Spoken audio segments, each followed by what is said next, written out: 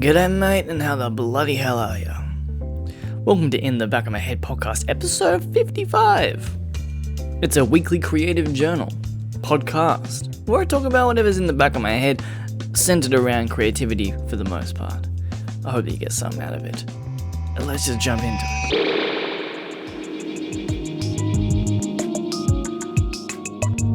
In this episode, you might get to know me a little bit more than I would like you to. But then I'm the one making the podcast. So there's a conundrum in that. It's weird when you put out stuff, you share stuff, be it online or at a poetry night, and there's part of you that feels like, should I be hiding this away? Today we're talking about GORSE. Today we're talking about GORSE, Ulex or Ulex. I'm not actually sure how to pronounce it, but it's more commonly known as gorse, furze, or whin. It's a weed. Well, not natively. Depends on where you are. Here it is. But it's a thorny bush. It's a weed. It's a bristle. It's a pain in the fucking ass, or wherever else you may find it. It's covered in thick wooden spines, and it just gets everywhere. It completely takes over landscapes. It's native to Western Europe and Northwest Africa. And there, I'm sure it's fine. There, it fits into the landscape. There is natural ecosystems that it fits into. Here, not so much. Just like any old weed, it takes over an environment. Because it has no natural adversaries. Do you call it an adversary or a predator when it's a plant? You don't really hunt a dandelion, but the dandelion will be eaten by some sort of hedgehog, perhaps? I don't know. I don't know what eats a dandelion.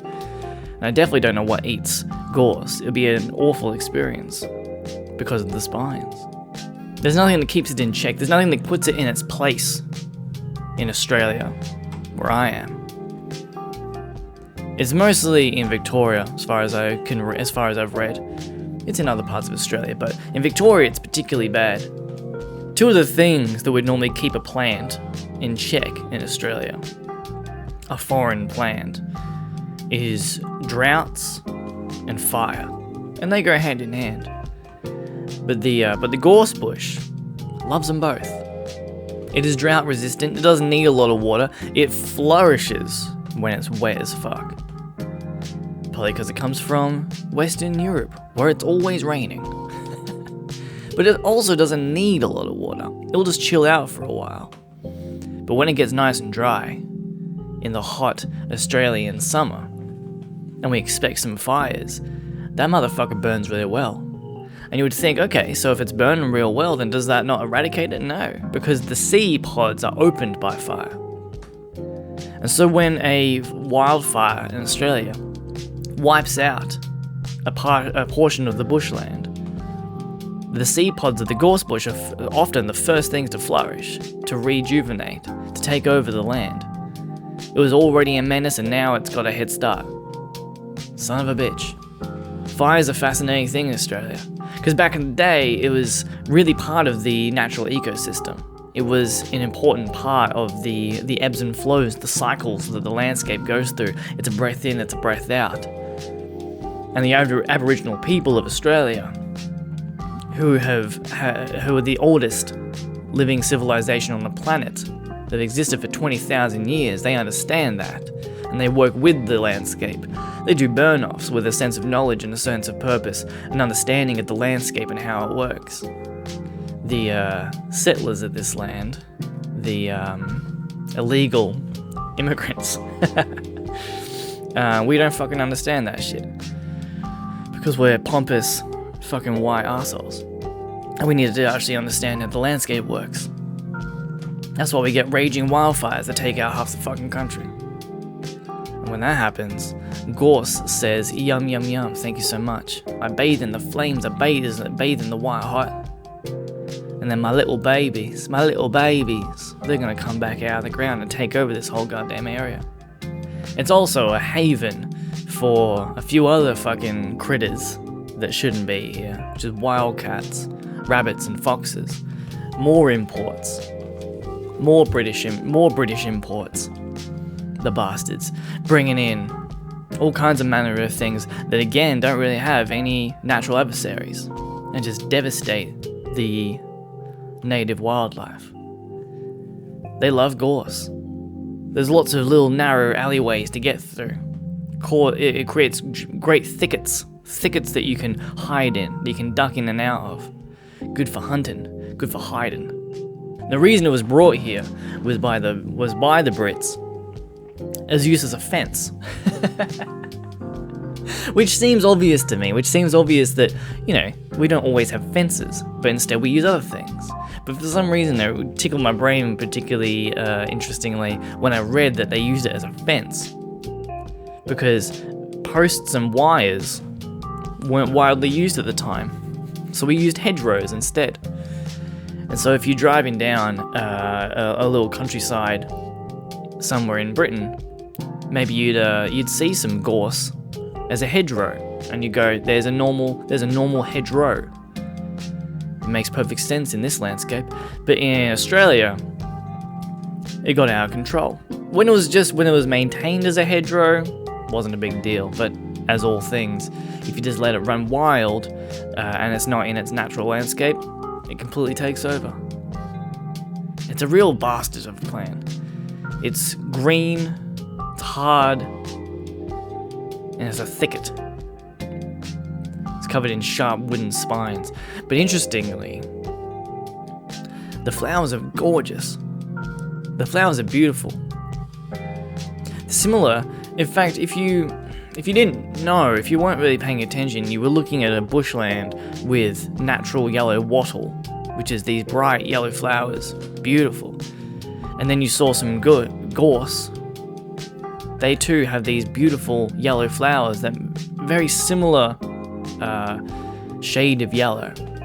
And it's actually really beautiful. And it's a curious thing, the juxtaposition of a thorny bitch of a plant that should not be here, that eradicates natural plant life, is a haven for invasive species, and it also has this beautiful yellow flower.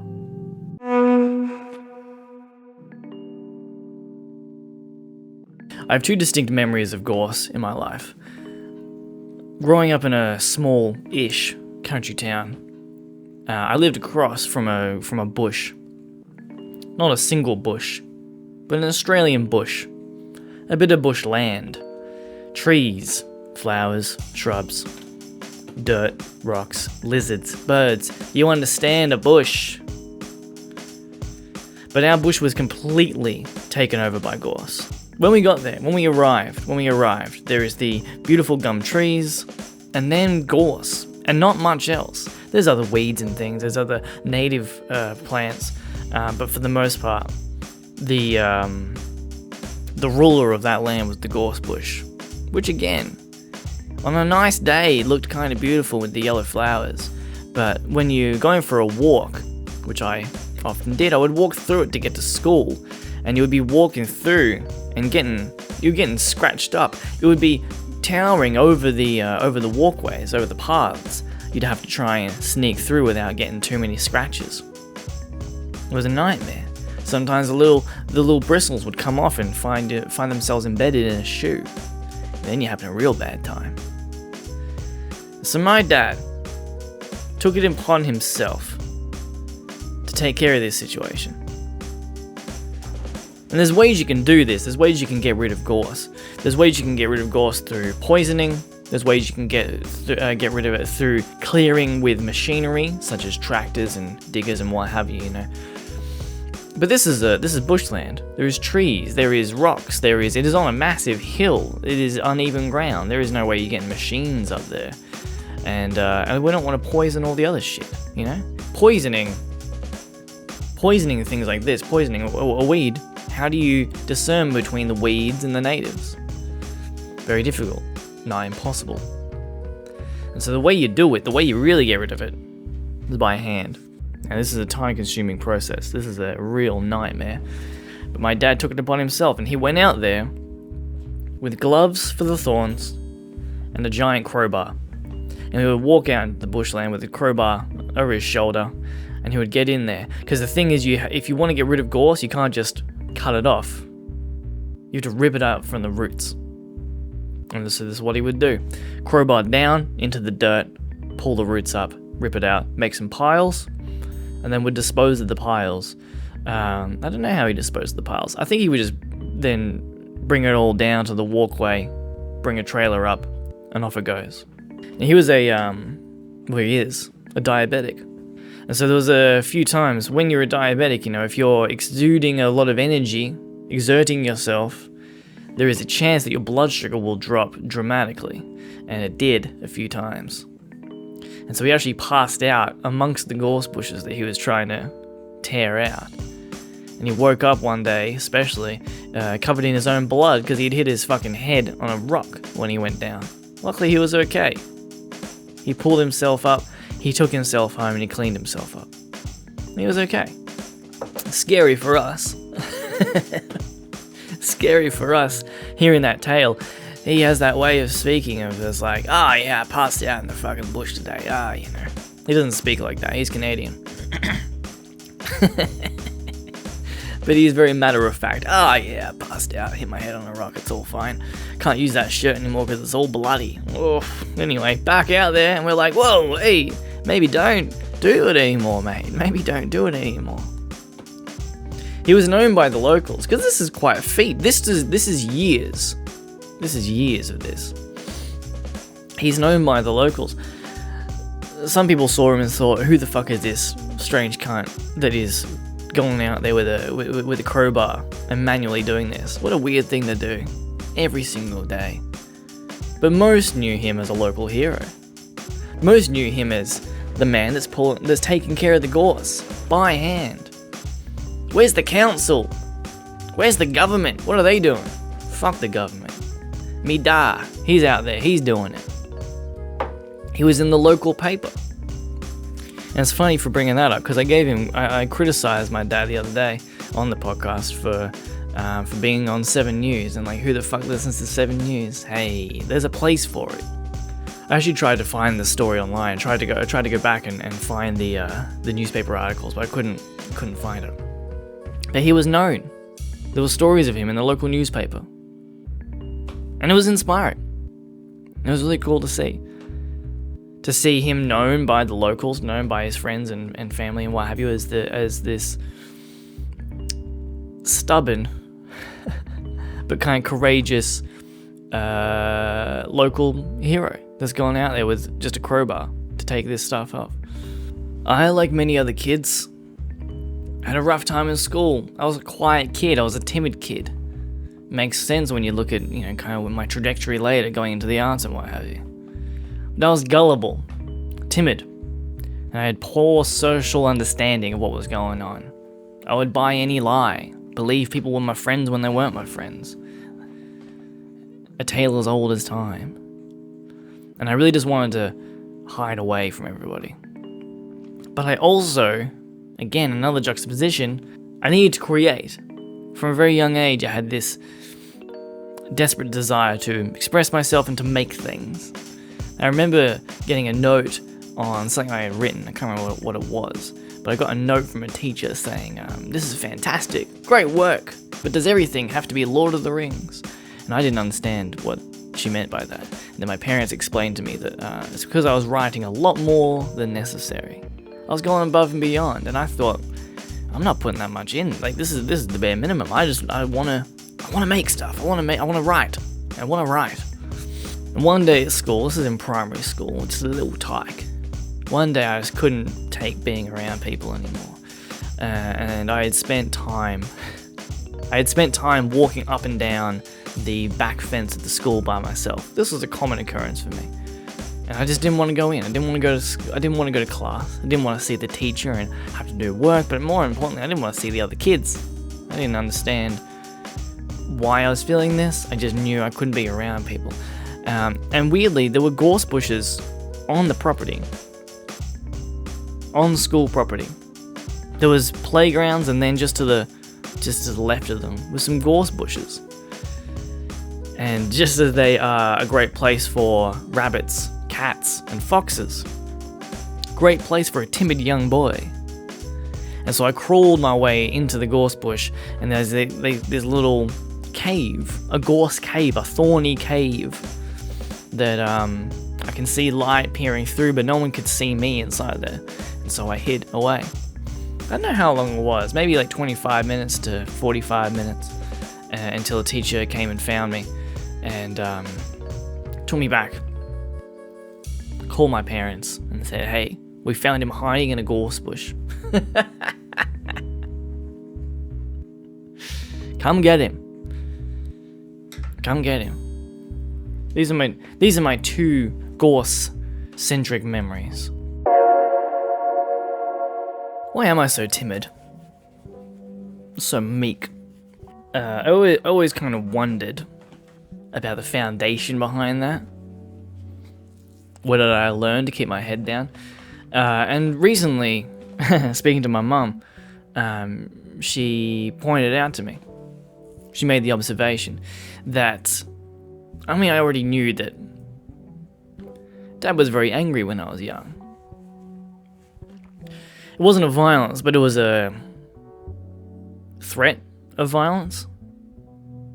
That feeling of being around someone who's angry, who isn't actually doing anything necessarily, isn't stepping over that line, but it's the eggshells that you walk on. It's the knowledge that, it's the thought, it's the idea that something could happen.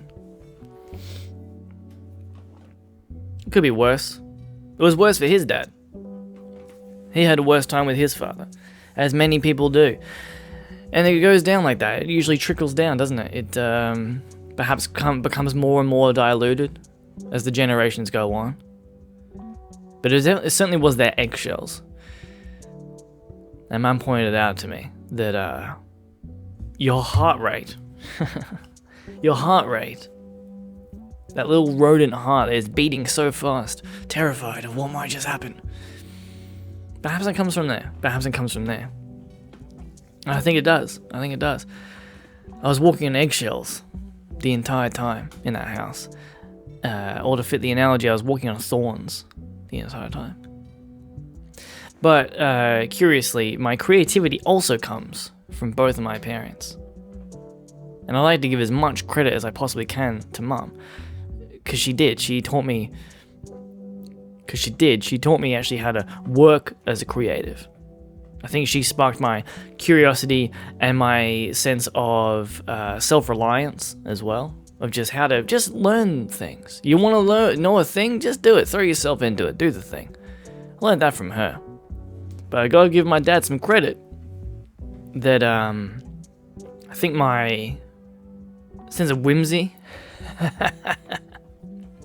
comes from him. The poetic side, I think, is all him. That need to create, that need for self-expression, that need to see the world and then create something beautiful from what you see. The poetic side. And I remember asking him one day, and I've mentioned this on the podcast before, but I asked him one day, hey, when did you feel like you were a poet? And he said, when I wrote my first poem. And that has stuck in my brain ever since. That is a great quote. Just be a creative. He's a prickly old cunt. But he's also whimsical and poetic. And the art he creates, and perhaps the way he sees the world, I like to think of maybe that is the flower on the gorse bush. Why the fuck am I talking about all this? I got scared at a gig. I was just in an unfamiliar environment around unfamiliar people, and something about the way I spoke with someone, the tones didn't fit right in my head. They seemed more confident, they seemed larger in life than me, and so I went straight back to that kid I was hiding in a gorse bush. I just wanted to hide away. My heart rate went up, and my physical form tried to shrivel down as much as possible, hide my head. And it's curious because I feel that quite regularly at hosting events and doing whatever in the outside world. But I have this need to go back. I have this need to create something, to express myself, help others express themselves. It's not just a hobby or a desire, but it's a need. It's like breathing. It's dramatic. It's very dramatic. But if you're an artist, a poet, musician, what have you, then you understand that concept. And if anyone else ever says, it's not that deep, you tell them to go fuck themselves. I sometimes worry that I'm too meek to be in the arts, to be in the music industry, especially. Because I want to keep my head down, I want to hide in a gorse bush. I struggle to be decisive or to fight for myself. But then I also have this innate need to create, to express myself. Hopefully that's going to be the drive that'll just keep things going. But I don't really have a nice way to wrap this up. But that feeling at this gig of feeling timid, feeling once again like that kid in the gorse bush, which I'm sure we all feel that return to a more timid, younger self all the time. It got me thinking about hiding in that prickly, thorny bush and where that came from. Where did I learn that? And it's curious that I learned it from the man who also taught me how to express myself, or at least gave me the permission to express myself, to explore creativity, to be a poet. So it can be a prickly bitch of a fucking plant, but it's beautiful when it flowers. The analogy, I will say, I don't hate the analogy for my personal side of things, but still fuck gorse. Fuck gorse in Australia. So the analogy doesn't work in the literal sense. That's the podcast. That's the podcast today. A little personal story about gorse. Hope you've enjoyed it. If you got anything out of this and you want to support me in any way, you can throw me a couple of bucks on Patreon. Price of a coffee or a pint, you know? That's all it takes to allow me to do this more. I just quit my job. I'm trying to go full freelance. But that means I'm going to be very, very broke. So if you want to help me out, but you don't have to. Don't worry about it. I'm still going to keep doing these. That's all. Hope you appreciate it. I appreciate you. We'll catch you on the next one, mate.